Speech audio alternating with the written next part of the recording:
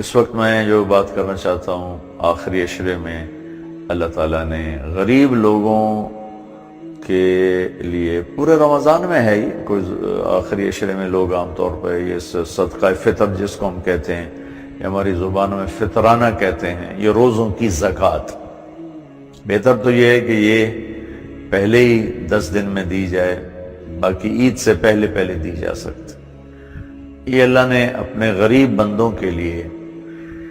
ان کے گھر میں خوشی پہنچانے کے لیے، ان کی عید کو اچھا، ان کے روزوں کو اچھا گزروانے کے لیے ہر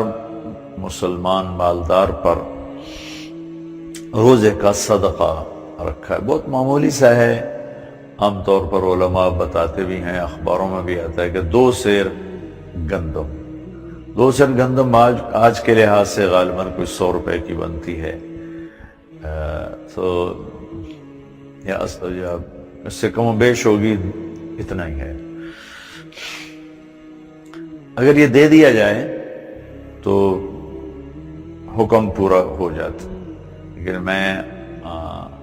آپ کو اللہ کے نبی کی سنت بتانا چاہتا ہوں تاکہ آپ کے ذریعے سے غریب لوگوں تک زیادہ پیسہ چلا جائے۔ ہمارے نبی پاک صلی اللہ تعالی علیہ وسلم کشمش کا فطرانہ دیا کرتے تھے، صدقہ فطر۔ گندم 2 کلو بنتی ہے اور کشمش 3 کلو ہے، تو آپ نے یا تو کشمش، اس زمانے میں پیسے تو دیتے نہیں تھے، چیز دیتے تھے، یا آپ کھجور دیا کرتے تھے یا آپ کشمش دیا کرتے تھے۔ کشمش کافی مہنگی ہے، کھجور بھی اچھی خاصی مہنگی ہے، اس کے مقابلے میں گندم بہت سستی ہے۔ کشمش کے لحاظ سے اگر صدقہ فطر دیا جائے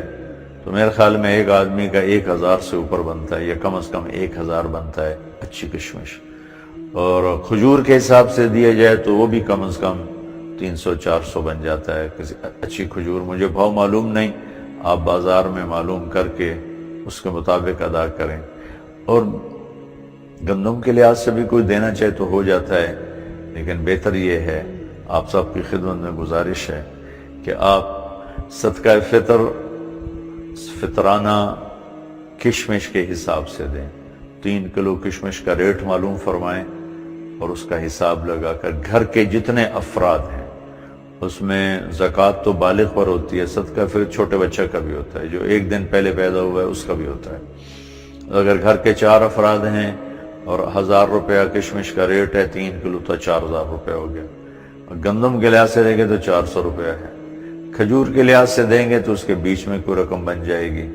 تو میری گزارش یہ ہے تمام سننے والوں سے جو اس کی ہمت رکھتے ہیں اور اللہ نے ان کو کشادہ کیا ہے، رزق دیا ہے،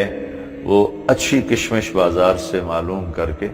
اس کا ریٹ کیا ہے اس کا حساب کر کے فی کس، گھر میں 6 افراد ہیں،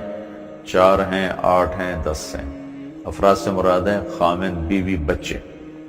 ان کا ہم والدین کے ذمہ ہوتا ہے، تو اس کا حساب کر کے اگر آپ ادا کریں گے تو اللہ تعالیٰ کے ہاں بہت پسندیدہ ہے اور آپ کا روزہ قبول ہے۔ ورنہ حدیث میں آتا ہے روزے ایسے وہ رک جاتے،